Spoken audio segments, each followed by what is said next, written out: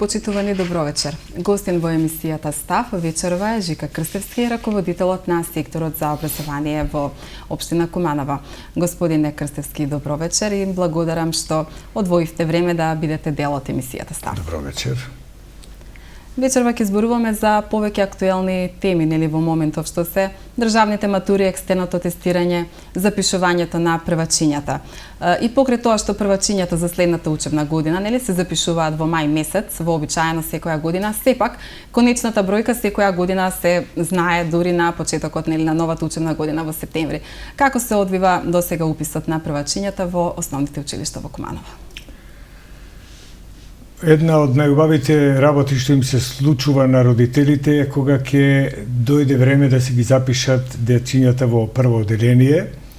И тоа е еден свечен чин за околу 1200 семејства, колку што имаме и број на ученици во девето одделение кои нормално ќе следи нивно запишување во средните училишта, што ќе се случува во текот на месец јуни, а прволачињата е уште посвечен чин, околу 1560 новороденчиња имаме од 2010 година, кои се родени во ова година и кои имаат сега обврска да ги запишат дечињата во прво одделение. Нормално и месец јануари од 2011 година, по списоците што ги имаме добиено и проследено од основните училишта од Министерството за правда, таа бројка е малку помала од мината годишната и очекуваме запишување на сите оние кои се останати тука во Македонија, во Куманово. За жал, бројката од децата запишени во списоците и оние што фактички се запишуваат во основните училишта во општина Куманово е значително помал, некаде околу 20 до 25%, односно од минатата година од 1581 имаме запишено 1186. Значи, една константна бројка на помал број на запишени деца. Тоа од една страна е резултат и на веројатно раселување, напуштање на државата. Едноставно има и, за жал, и некои деца починати во овој временски период. Меѓутоа, никаде немаме поголема бројка, да кажеме 100% да се запишат. Таа некој тренд на помалку деца и ова година се запазува, меѓутоа по списокот. Она што значи фактичката состојба и запишувањето е во тек, затоа што се уште не е завршено, значи почна од 1 мај, впрочем тоа започнува и од порано, меѓутоа почнува званично од 1 мај и трае до малтене 1 септември, додека почне школската година. Очекуваме ова бројка да се заокружи на некаде околу 1200 деца што очекуваме да бидат запишени и ова година во основните училишта. Во основните, евидентно е дека во основните училишта Вук Караджик и Толи Зордомис постојано се намалува бројката на првачиња и воопшто на учениците, но од друга страна пак Крсте Мисирков, браќа Миладиновци, како и Христијан Карпош еве во населбата Пирочичо, постојано бројката се зголемува. Се почитува ли реонизацијата при запишување на првачињата во општина Куманово? Реонизацијата за запишување на деца во постојните основни училишта е направена уште 76-та година и таа беше и на дневен ред на седницата на Советот во пред 2 седници. Констатирано е дека во главном се почитува и дека немаме статистички податоци врз основа на кои би можеле тој демографски состав на населението да го имаме во најновите услови за да може да се прави некоја поинаква реонизација. Впрочем, и самите училишта што се градени до, последното училиште изградено 1983 година, тоа е основно училиште Кочо Рацин, немаме нови училишта за да би можели да правиме нова реонизација и да правиме некоја поинаква распределба на децата. Во главном овие капацитети ги прифаќаат тие ученици, меѓутоа би било уште подобро кога би имале можност за доградба на постојните училишта, изградба на други училишта. Со тоа би се растовариле бројот на учениците во паралелките кои се од 25 до 40 до 34 и бројка која за жал не дава можности за така по-софистицирано, интерактивно учење и совладување на материјалот, односно на наставната програма која имаат учениците. Се надевам дека државата ќе смогне сили, ќе го направи тој попис и дека ќе имаме појасна слика, меѓутоа и дека финансиски ќе застанеме на здрави нози и ќе можеме да создадеме уште по-добри, односно оптимални услови за реализација на програмата во основните и средните училишта. Има ли право ученик од населба да биде запишано нели во училиште во центарот на Куманово? Значи има ли законско право? Или мора како вели законот, или мора да се запише во училиштето кое што е во населбата од каде што доаѓа? Вака, законот не ги спречува, меѓутоа привилегиите што ги имаат учениците, односно учениците кои се во тој регион, доколку не се запишат во најблиското училиште, таму каде што е предвидено, а се запишат во друго училиште за кое би требало да добијат бесплатен превоз, не би им бил овозможен од причини што не го искористиле правото да се запишат таму каде и што треба. Меѓутоа, не е толку голема поделба на да кажеме, ако во Толи Зордомис и во Вукараджи се намалува бројката, затоа таа бројка се јавува во Карпош, во Магдалена Антова, во овие училишта, каде што во главном се оцелуваат овие семејства или во Кочораци, така да и едната и другата популација бележи намалување на број на ученици во основните училишта. Значи, се зборува за еден генерален проблем, значи помалку деца се раѓаат и кај македонската и кај другите етнички заедници што ги имаме во општина Куманова, ги имаме повеќе. А каква е состојбата со првачињата во руралните средини? Колку тамошните училишта имаат првачиња? Па вака, гледано спрема бројките, нормално дека најголемиот дел се сместени и запишени во градските училишта, во овие поголеми, во, да кажеме, населбите Перочичо, Карпош и така натаму, Зелен Рид. И дури и во централните основни училишта, таа бројка не е таква каква што се очекува. За разлика, да кажеме, од, јас ги споменам во една изјава, во Уминдол се зголемува бројот, се зголемува бројот во Клечовце, се зголемува во целата Пчиња, Студена Бара. Не е драстично, меѓутоа не опаѓа онака како што тоа се случува во централното градско подрачје, така да тоа е еден сигнал дека сепак веројатно завршила таа миграција на населението село-град. Сега па имаме иницијативи за враќање, можеби и тоа ќе доведе до некое зголемување на бројот на учениците во подрачните училица или во училиштата кои се во руралното подрачје на општина Куманово. Освен запишувањето на првачињата, нели во моментов е актуелна и полагањето на државна матура. Викендов, односно нели минатова сабота, се полагаше државна матура по предметот мајчин јазик. Следува полагање матура по уште 3 предмети. Какви се вашите очекувања од полагањето на државна матура? Што говорат искуствата? Сите матуранти ја завршуваат ли матурата навреме? Па добро, задолжени за ова е државниот испитен центар кој ги реализира матурските испити и екстерното тестирање, така да вие во минатата недела дадовте една убава информација дека започна и немаме никакви обструкции или изостанување на дел од ученици единствено ако има некои поединачни од здравствени причини. Ова е уредена динамика на реализација на овие испити и на државната матура и на завршниот испит за оние кои нема да продолжат. Училиштата благовремено се подготвија со компјутерите, со се она што им е потребно за нормално спроведување на матурскиот испит. За сега се оди онака како што е предвидено од Министерството за образование и немаме никакви сигнали од училиштата дека има некои проблеми и се надевам дека така и ќе заврши.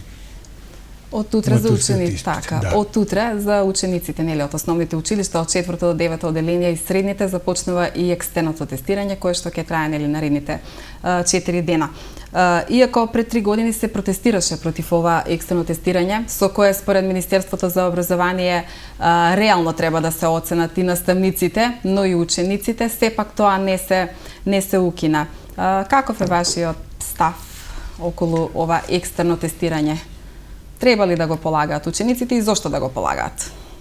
Вака, мислам дека тоа е една тема која многу долго време е дежурна тема на медиумите и по круговите кои треба за ова материја да си го кажат своето стручно мислење и се она што го имавме слушнато и доживијано во изминатите неколку години. Ние знаеме дека минатата година едвај имавме регуларно завршена учебна година од причини што имаше штрајкови, што имаше протести, што имаше абстинирање од полагање на екстерното, така да маку насила се изгура оваа работа, се со цел дека ќе дојдат по нормални времиња, за да може нормално да се пристапи во решавање на суштествени прашања во сите сегменти на ова наше општество, вклучително и на образованието, затоа што тоа е темата за која дискутираме. Ова година нема најави за никакви обструкции, исто така направени се сите подготовки. Државниот просветен инспекторат уште пред неколку месеци ги има исконтролирано сите училишта, дали се инсталирани и вклучени и ставени во употреба сите компјутери што ги имаат училиштата задолжени за редовната настава, особено за реализација на ова екстерно тестирање, така да мислам дека и учениците се подготвени, помирени се со тоа дека во овој момент е тоа што е и дека веројатно ќе има некои други времења каде што ќе се соочат аргументите од страна на велата во образованието и на оние кои ги носат законите да се најде најдобро решение за да сето тоа биде во интерес на сите и на овие што се дел од образованието, а најповеќе на учениците и на политичарите, ако некои суети треба да се надмина, да бидат да го слушат гласот на изворот на она што значи образование. Господине Крстевски, доволни ли се блок дотациите кои што општината ги добива за образованието во Куманово? Зборот децентрализација е заборавен збор во последните 4-5 години. Ова го кажувам затоа што треба да оддадам истински одговор на блок дотациите. Ако зборуваме за децентрализација, ние имаме една толку растеглива, една толку дотација која е под строга контрола, односно децентрализација под строга контрола на државата. Зборувам на државата. Така да се она што треба да ги задоволи финансиските потреби на образованието е подкапан на Министерството за образование, односно на државниот буџет и врз основа на критериуми и параметри што Министерството ги има пропишано по број на училишта, паралелки, наставен кадар и се она што значи образование, се утврдува висината на средствата како блок дотација кои од буџетот на РМ се префрлаат во буџетот на општината и се процесуираат во последните корисници, односно до самите училишта и тие се строго наменски. Строго наменски, со тоа што средствата за капитални инвестиции во се, па и во образованието, се во рацете на државата, на министерството, и тука имаме дозирано, нели, почитување на тие обврски, односно прописи, односно начин на кој треба да се распоредува средствата како за редовната дејност на училиштата, така и во однос на капиталните инвестиции. Вие гледате, многу информации дава владата, колку училишта, 100 училишта, 100 сали, 100 и не знам што се градинки се направени, меѓутоа во тој дел Куманово е заобиколувано и тоа е во континуитет десетина години, што се одразува на статусот и стандардот на образованието во Куманово, во однос на другите, во однос на тој дел. Инвестициониот, платите се тие секаде, меѓутоа, очекуваме дека и тука ќе преовладее разумот.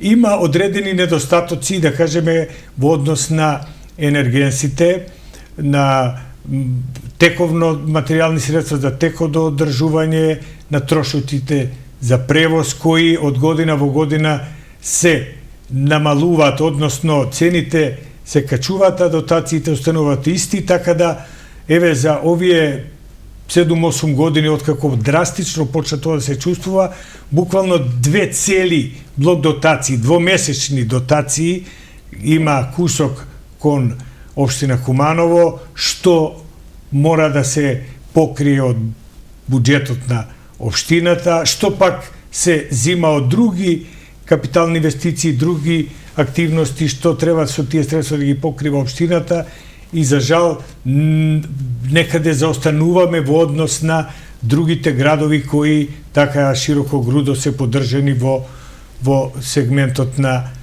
капиталните инвестиции, мада Куманово не седеше со скрстени раци. Знаете и сами дека Куманово направи 2,5, да кажам, ние направивме како општина спортски сали кои се за почит, не само желба да се пофалиме дека се многу убави, тоа го потврди и сега на надпреварите што ги имавме од гимназијадата за какви сали сме направиле од сопствени приходи и што се имаме направено со големите блокади што ги има буџетот на општина Куманово и желбата да сепак не седиме, нели, градоначалникот така без да прави нешто, имаме доволно инвестиции во санација, поправање и одржување на постојните училишта. Имаме изградено и дел, еден блок во основно училиште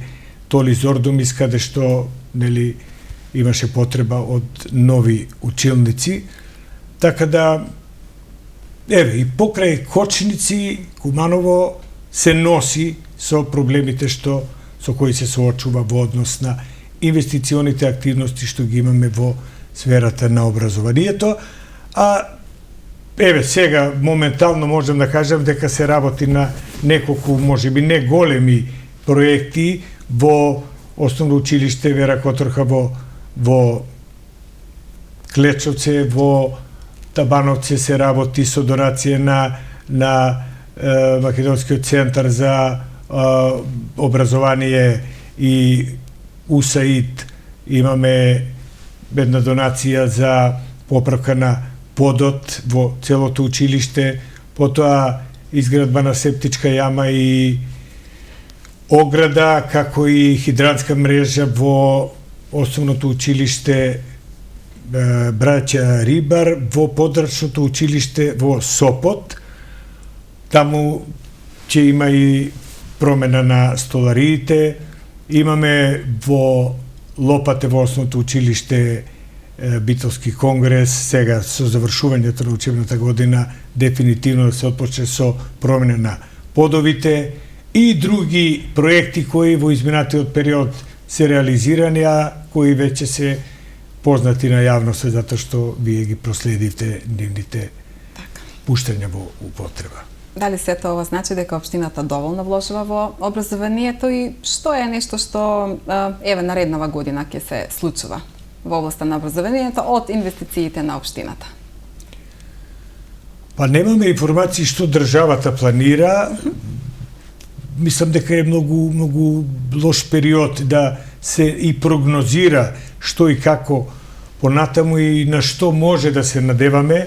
Ние би биле среќни да, ако не ни помагаат, да не ни одмагаат, односно да немаме бариери, кочници, блокади, можност за добивање на согласност за задолжување кредити и така натаму, во што општината може да се пушти, меѓутоа без согласност од надлежните државни органи, тоа не можеме да го направиме и можеби во овој момент неблагодарно да давам оценки. Ќе чекаме и така овие програми се носат во текот на есента, така да во некоја друга прилика би можеле да дадеме по-конкретни информации за што е тоа што може да очекуваат граѓаните во сферата на образованието од страна на локалната самоуправа. Така, господине Крстевски, многу деца со интелектуална попреченост, со пречки во развојот во Куманово остануваат надвор од образовниот процес поради тоа што во училиштата има, нели, во многу мал број на училишта има логопеди, дефектолози. Може ли секторот за образование да направи, да преземе мерки во врска со овој проблем? Доставувате ли барања до Министерството? Што може вие како сектор за образование, нели, да помогнете во решавање на овој проблем? Ова е дежурна тема подолг период и нешто што е наша обврска како држава, ако сме, нели, определени да одиме во Европската заедница, да се интегрираме во Европската заедница, да и во овој сегмент од образованието и во животот на лицата по попреченост си го завршиме нашиот дел од работата. Во континуитет се поднесуваат барања од сите училишта за давање согласност за вработување на стручни лица од сферата на потребите на лица со посебни потреби. Во главном се работи за дефектолози, логопеди. За жал, се имаме понови истражувања и утврдување на други некои болести кои дури допред сега се откриват и за кои исто така е државата и во овој случај државата, меѓутоа и ние како општина не може да седиме со скрстени раце да чекаме за да на тие луѓе и на тие ученици и тие деца и на тие родители им се излезе во престрет за да бидат инклузивно опфатени во областа на образованието. За жал, ние до пред месец дена имавме вработено само 3 дефектолози, 2 во основни и 1 во средно образование, и врз основа на постојаните барања што од многу родители ги имаме, направивме една трибина која ја подготвувавме 2 месеци со едно истражување да видиме кај сме и што е тоа што можеме да го направивме. Искористивме и некои позитивни примери, го вклучивме тука и факултетот кој ги образува, тоа е филолошкиот факултет, смера насока дефектологија, така да го вклучивме и друштвото на дефектолози на Република Македонија и експерти кои веќе имаат и позитивни искуства од одредени проекти кои ги реализираат во нашата држава и кои дале резултати, и направивме едно согледување каква е состојбата и што треба да продолжиме понатаму. Ние имаме, покрај овие што ги рековме во инклузија, имаме 9 дефектолога вработени во специјалните паралелки во основното училиште Браќа Миладиновци. Меѓутоа, по тие критериуми се доволни за таа бројка од околу 45 опфатени ученици со помала попреченост, за да може ефективно да си работат работата овие дефектолози. Една афирмација доживеа ова трибина, така се слушна така малку пошироко, дури главната Милена, дефектологот од основно училиште Браќа Миладиновци, која доби задолжение да ја подготви таа анализа, сега ќе настапи и на Конгресот на дефектолозите од Балкан, кој ќе се одржи во Охрид на 17 и 18 јуни со таа информација и како ние како град се справуваме со овој проблем и не само затоа што ние сега да си го припишуваме, затоа што ние нели дигнавме глас, туку затоа што тоа е нешто што е природно дека државата мора да води сметка за сето ова. Акцијата што ја спроведе Министерството за образование на Куманово му додели 7 согласности за вработување на дефектолози, и тоа 3 во основни училишта и 4 во средни училишта, и сега веќе имаме една порелаксирана состојба, меѓутоа имаме и голем број на невработени дефектолози по евиденцијата што ја добивме од истражувањето на споменатата колешка, некаде околу 20, и за да биде по-оперативна помошта што треба да се пружи на децата, планираме од септември, во текот на летото тоа да го направиме, од септември да профункционира еден ресурсен центар во кој ќе бидат вклучени најголем дел од овие дефектолози кои работат по своите училишта, меѓутоа и овие дефектолози што се во посебните паралелки и дел од невработените кои би ги ангажирале како волонтери со одреден надомесок што им следи по закон, за да во сите училишта ги покриеме сите училишта, затоа што сега имаме во половина училишта, во половина немаме се уште дефектолози, да до добивање на согласност за, се надевам во наредните години, да можеме да им пружиме помош и да ги сочуваме тие деца во инклузија, меѓутоа да им се помогне на наставниците кои заедно со тие деца со попреченост треба да ја реализираат и редовната настава, што даба некои тешкоти, меѓутоа сето тоа со добра едукација може и со овој ресурсен центар да го ублажи и да им се помогне и на учениците, меѓутоа и на нивните родители. Господине Крстевски, пред крајот на самата емисија да се задржиме малку на манифестацијата Гимназијада. Општина Куманово и секторот за образование се покажа одлични домаќини. Може ли да ги споделите вашите впечатоци со нашите гледачи од ова манифестација? Па навистина врло така многу горцум кога зборувам на оваа тема, затоа што имавме еден подолг период како Куманово и покрај тоа што нели аплицираше за организатор на една ваква врвна манифестација од областта на училишниот спорт, да ја добие дефинитивно таа организација, ја добивме во согласност и со градоначалникот и со советот на општината, се предвидува средства оноку колку што е неопходно за да бидеме организатори онакви какви што знаеме да бидеме ние во Куманово, и задоволството е уште поголемо кога сето тоа ќе го потврдат сите учесници. Учесниците на ова имаше околу 800, се презадоволни од сето она што го доживеа во Куманово. Не зборувам за резултатите се, нели, која екипа како се подготвила такви резултати и постигнаа, меѓутоа она што значи самата организација, условите во кои се одржува надпреварите, начинот на кој тие беа прифатени од голем број на деца и нивни семејства кои ги прифатија како домаќини нивни, ги испочитуваа, ги угостија, се создадоа нови пријателства, нови другарства, така да сето тоа дава еден убав печаток за сето она што се случуваше.